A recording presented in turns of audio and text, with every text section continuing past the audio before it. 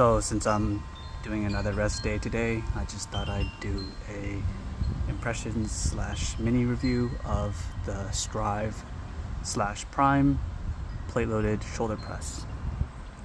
So Strive and Prime basically have the exact same design because Prime bought out Strive's IP.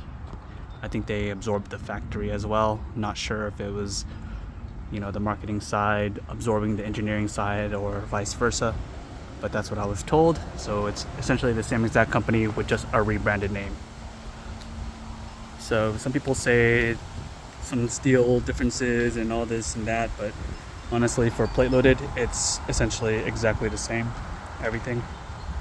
The only difference with this Strive and Prime is that this is a version of Strive I've never seen before, where they have a neutral handle for their shoulder press, plate-loaded shoulder press. Usually you only see the neutral handle on the selectorized shoulder press for Strive and the hybrid, which is the selectorized for Prime.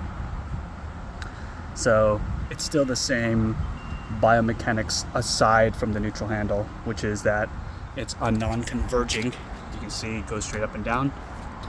There's completely flat pillow blocks right here. So there is a slight way to mod this, maybe, if you put some shims on this pillow block and have it slightly angled, this shaft right here. But then you'd have to make sure that this arm clears this, which is, probably a little hard to do without doing another mod, extending this out here, extending the inside pillow block out somewhere into here, and then angling the whole thing upwards to do a little bit more convergence. So that's a possible future mod that I'll explore, non-permanent of course, because I'm not as ballsy as Nathan Clark. But this is basically the same exact frame except for the neutral handle. So why is the neutral handle cool to me? One, it's a little bit of collector brain, so I'm not immune to it. I recognize that this is not the best shoulder press in existence. For me, it's either going to be the Atlantis Precision, old school one, linkage, where you press and there's like a linkage down and the weight down here and then the pressing arms up here. It's either going to be that one with convergence, or it's going to be the Strive slash Prime selectorized shoulder press. There's a good amount of convergence on that piece. I love that piece. I sold it to my boy Vic because he wanted it, but honestly I high-key wanted to keep it but didn't have space for it either, so I guess two birds with one stone. But let's get a couple sets on this.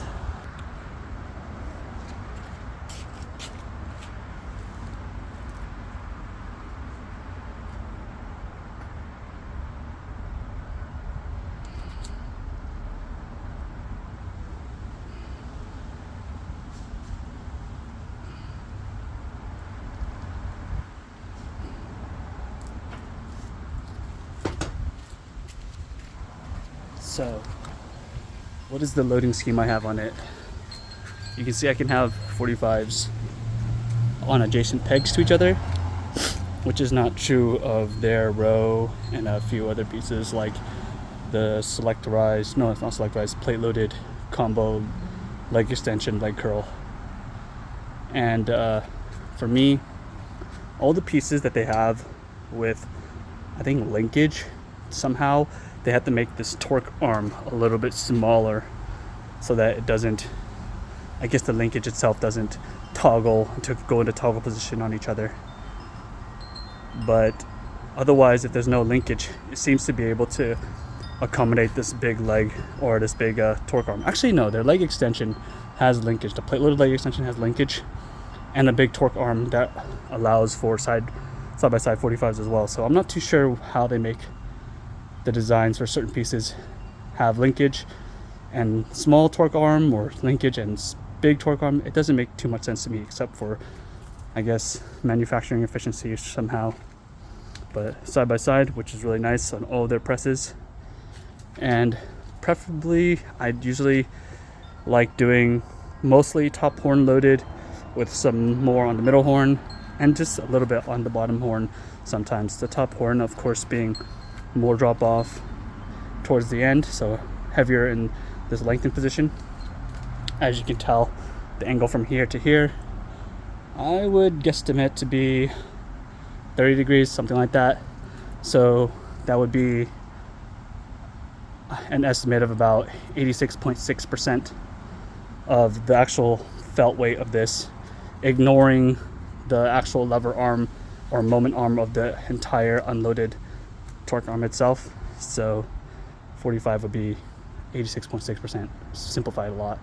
And then towards the end of the press, it gets really, really high up. So very close to, let's say, 80 degrees or something, 90 degrees plus.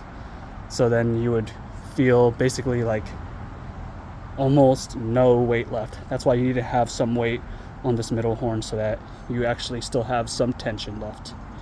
But possibly this may be too much weight, so I would preferably like to drop it a little bit. So let's get a side view of this and drop the weight a little bit.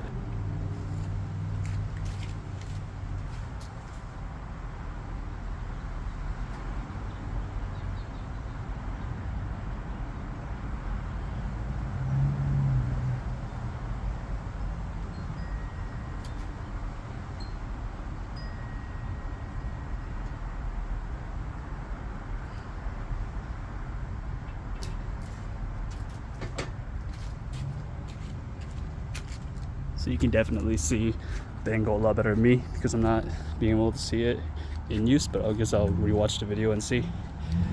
Do some calculations, and really simple calculations, and post it in the description somewhere.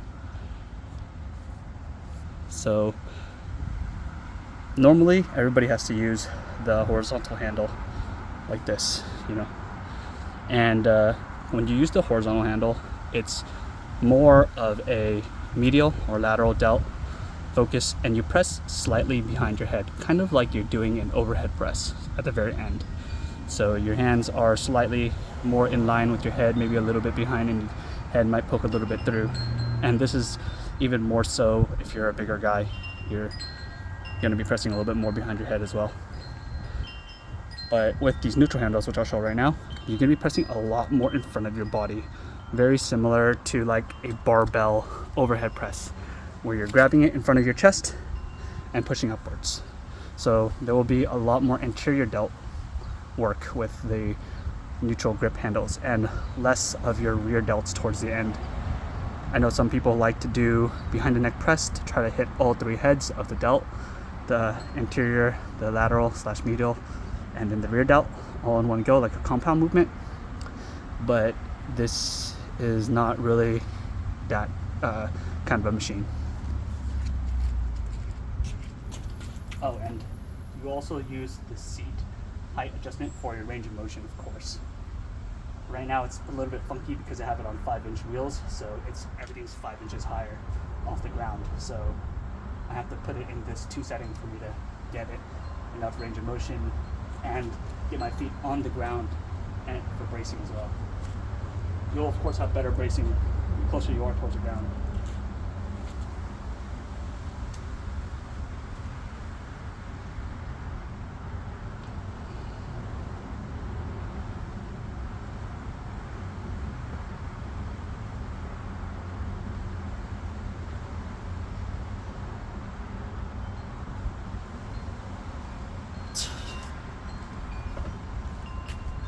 Honestly, that's a very comfortable press using the neutral grip handles. Definitely a bit of collector brain in me saying, oh yeah, it feels really good because I have this rare version, but it actually legitimately does feel pretty good. More handle options is obviously better. That's why Nathan Clark, shout out to the GOAT, has crazy amount of handles everywhere, and fixed handles too. To me, multiple fixed handles definitely is preferable slightly over swivel handles for things like rows especially, but with things in general I just like pressing through fixed handles more. It's just that the more you add, the more it gets in the way, so there's definitely trade-offs. Here's side view.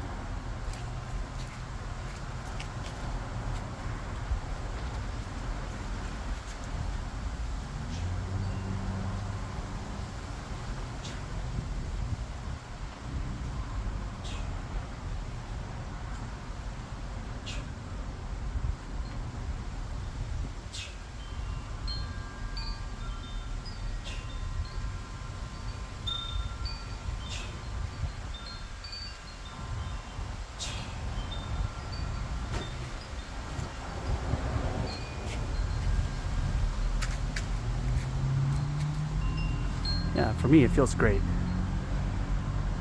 It's just, if we're being honest, for it to be like an undisputable GOAT for me, my preference is I would really want it to converge. Otherwise, it's very, very similar to a barbell press range of motion or Smith shoulder press range of motion, or not range of motion, but arc of excursion, as Nathan would say. Let's get one last frontal point of view of this piece before I close out my little mini review, and then I'll give some final thoughts, I guess.